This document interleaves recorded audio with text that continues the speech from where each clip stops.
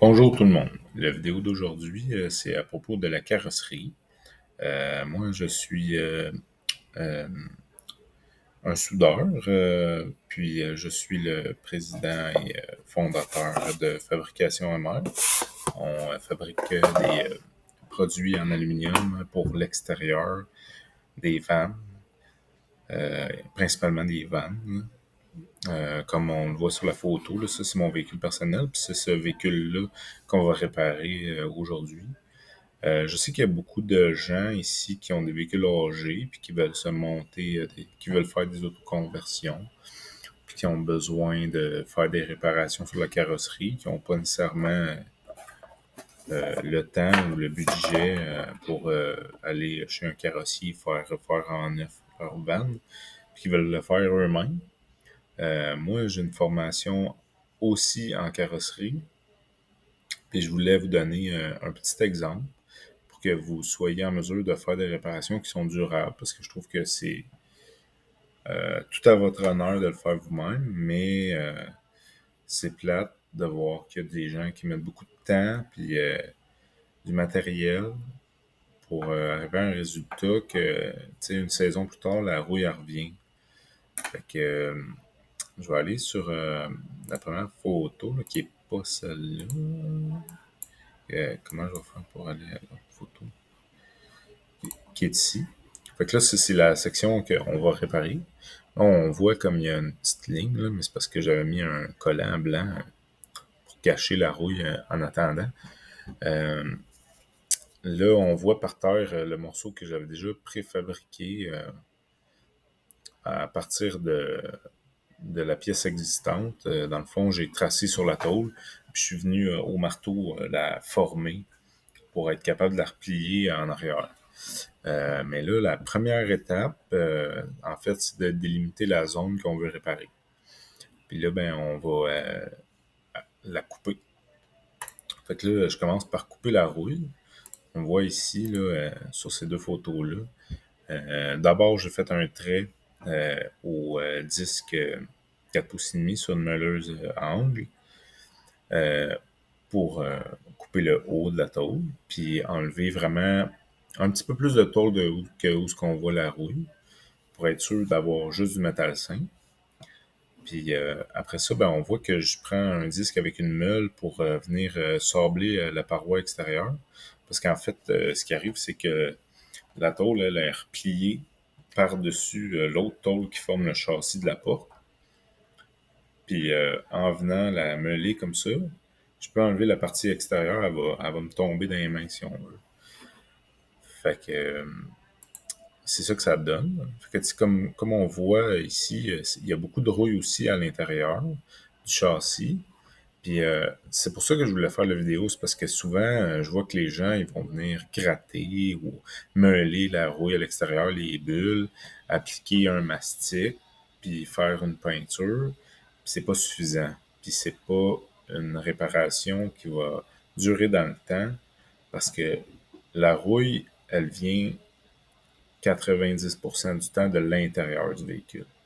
Fait que c'est ces parties-là à l'intérieur du véhicule où ce que l'humidité, souvent des cochonneries vont rester là, surtout avec nos hivers québécois, puis le sel sur les routes, ça aide pas. On voit là qu'il y a un petit trou qui sert probablement à ventiler la porte, mais ce trou-là, il fait que l'humidité peut aussi entrer, puis il peut avoir des traces d'eau puis de sel avec le temps, avec les années.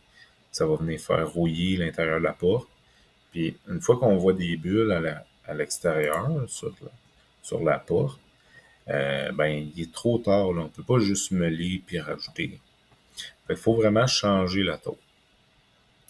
Puis là, on voit aussi que c'était rendu à l'extérieur. Là. Une fois que j'ai enlevé la couche extérieure de finition de la carrosserie, là, pas le châssis de la porte, on voit qu'à l'intérieur, il y avait de la rouille des deux côtés de la tôle. Cette partie-là, comme c'est quand même un vieux véhicule, je ne vais pas la remplacer parce que c'est un morceau qui est très compliqué à faire. Puis le véhicule, c'est un 2007, je pense pas qu'il soit encore 30 ans sur la route. Sinon, ben, tu sais, le prochain propriétaire, il pourra changer la porte. Fait que sur les prochaines photos, là, on voit encore qu'il y avait de la rouille. Là, ici, je pense qu'ils sont dans le désordre. Cette photo-là, c'est le morceau que j'ai fabriqué. Je l'ai coupé une taille qui m'intéressait pour venir faire ma réparation. Puis je suis venu tracer sur la porte exactement où ce qu'elle allait se positionner. Puis c'est important de le faire une fois qu'on a enlevé la tôle, parce que si on zoome, là, ici, on voit la tôle, il faut qu'elle vienne s'appuyer le plus possible contre, qu'elle soit égale avec la paroi du véhicule. Ça ne peut pas aller par-dessus comme ça. Donc là, une fois que je vais le découper, on va voir que c'est dans le même axe. Là. C'est important qu'une fois coupé, on ait un fit assez parfait. Il peut y avoir des petits gaps comme ça. Là. On voit ici, on a un gap d'à peu près 1 mm. Ça, c'est tout à fait correct. Mais il ne faut pas que ça arrive par-dessus. Il ne faut pas ici que ça dépasse non plus, parce que ça va rendre la chose très compliquée pour la réparation. Puis là, ça, c'est pour une réparation qui est dite bout à bout. Puis je pense qu'avec notre climat, c'est vraiment la meilleure réparation qu'on peut faire. Ça empêche, parce qu'il y a aussi une réparation qu'on peut faire par-dessus la tôle, mais ça laisse la place à l'humidité d'aller entre les deux tôles. Puis c'est difficile de la protéger. T'sais, on peut mettre il y a des apprêts qui sont dissoudables qu'on peut mettre là, mais c'est pas nécessairement la meilleure solution. Je pense que bout à bout, c'est vraiment la meilleure solution. Puis là, je vais essayer d'aller aux autres photos. Celle-là, on l'a vu, celle-là, on l'a vu, celle-là, on l'a vu. On a coupé. On voit ici que je suis venu nettoyer à l'intérieur le plus possible. On peut aussi prendre des produits qui sont faits à base d'acide phosphorique pour venir neutraliser la rouille. Qu'on enlève le plus possible de rouille, mais il y en a toujours qu'on n'est pas capable d'enlever, sinon on va passer à travers la tôle. Là, on peut appliquer un produit à base d'acide phosphorique, mais ça, c'est bon pour ces parties-là là, qui sont à l'intérieur, qui ne sont pas visibles. On sait que ça va continuer à rouiller, mais au moins, on va avoir repris la majorité de l'intégrité de la porte en refaisant la tôle extérieure. Puis on essaye autant que possible de la protéger le plus longtemps que possible. Fait que là, j'ai mis un apprêt qui est à riche teneur en zinc, qui est appelé Cold Galvanizing Compound. Fait que ça, c'est fait pour faire des retouches sur des pièces qui sont galvanisées, mais aussi on peut utiliser soit un apprêt au chromate de zinc, ou les anciens vont appeler ça des wash vinyl, ou sinon on peut utiliser un apprêt époxyde, mais là, dans ce cas-là, vu qu'on veut souder puis qu'on n'a pas fini la réparation, c'est pas pratique, là, un apprêt époxyde. L'apprêt à haute teneur en zinc qui sèche très rapidement, puis on peut continuer à travailler assez rapidement. Fait que là, on voit que je suis venu à l'extérieur placer ma tôle, là, comme sur, je pense que c'est cette photo-là. Je l'ai pointé près des bords. Puis après ça, je suis allé... Oups. La replier par en dessous.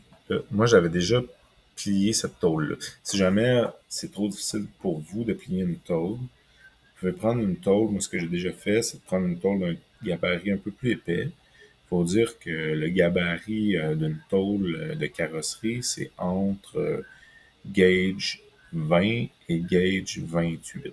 Bon, 28, c'est assez mince. Je dirais 24. 22, 24, c'est pas mal proche de l'épaisseur d'origine de la tôle, de la carrosserie.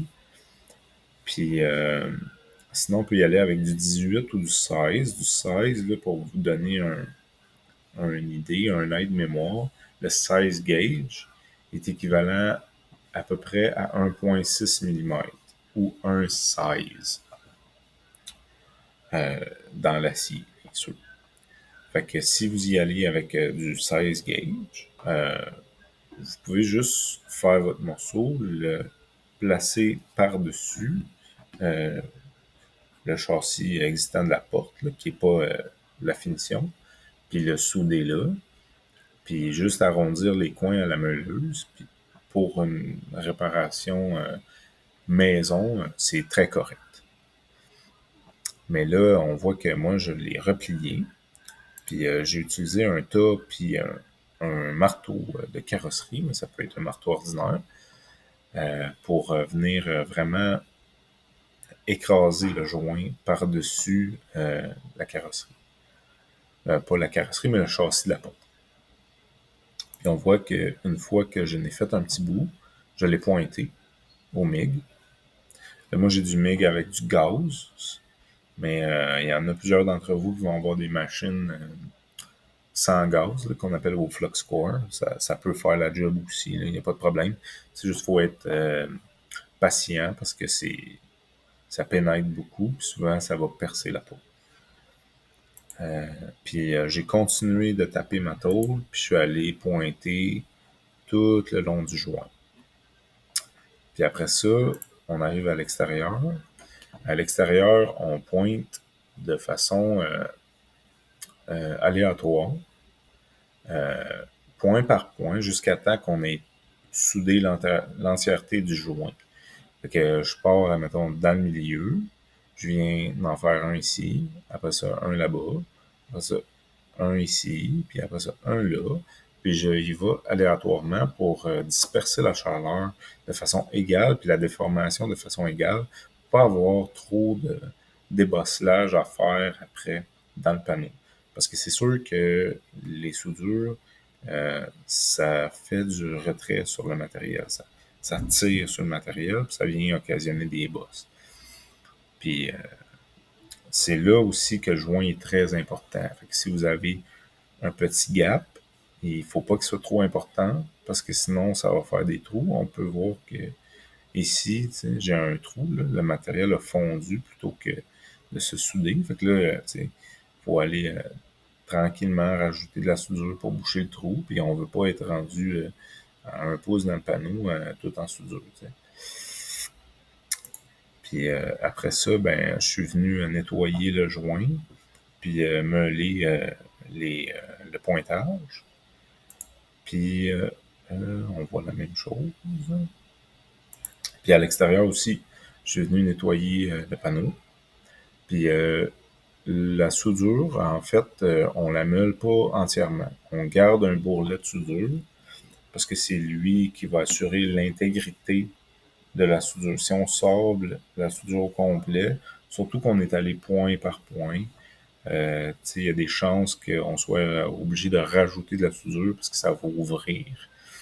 Pas ouvrir, mais on va voir des trous apparaître. Fait que, on ne meule pas la soudure sur toute son épaisseur. On s'arrange pas pour être flush avec la tôle à côté.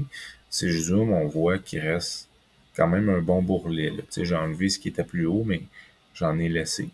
Puis je suis venu meuler aussi près de la soudure, parce qu'il y avait des contaminants, puis des bibis qu'on appelle, des projections, pour en enlever le plus possible, puis que ça donne une bonne adhérence au mastic de finition. Puis on voit que j'ai mêlé toute la surface de la nouvelle tôle et une bonne partie de la tôle existante sur le camion pour assurer une bonne adhérence au mastic. Puis une fois qu'on a tout mêlé, ben là c'est le temps de vérifier s'il n'y a pas des endroits qui sont vraiment trop hauts. Fait que là, moi, j'utilise une règle comme ça. Là, on peut constater qu'ici, il y a à peu près 2 à 3 mm de creux où ce que ma soudure est allée. Fait que je vous dirais que c'est à peu près le maximum qu'on devrait tolérer avant d'appliquer le mastic de finition. Mais ça va être très acceptable. Sauf que si on en met plus, on ne veut pas avoir des galettes qui vont tomber si y a trop de vibrations dans le véhicule. On ne veut pas mettre 6 mm ou un quart de pouce et plus de mastic de finition. Mais j'avais quand même des endroits qui étaient un petit peu plus hauts, genre ici, puis en bas de la porte. Puis là, ben, rendu là, ce qu'on fait, c'est qu'on vient taper dessus pour descendre ce qui est plus haut. Parce que là, c'est vraiment ce qui est trop haut qui va venir être problématique.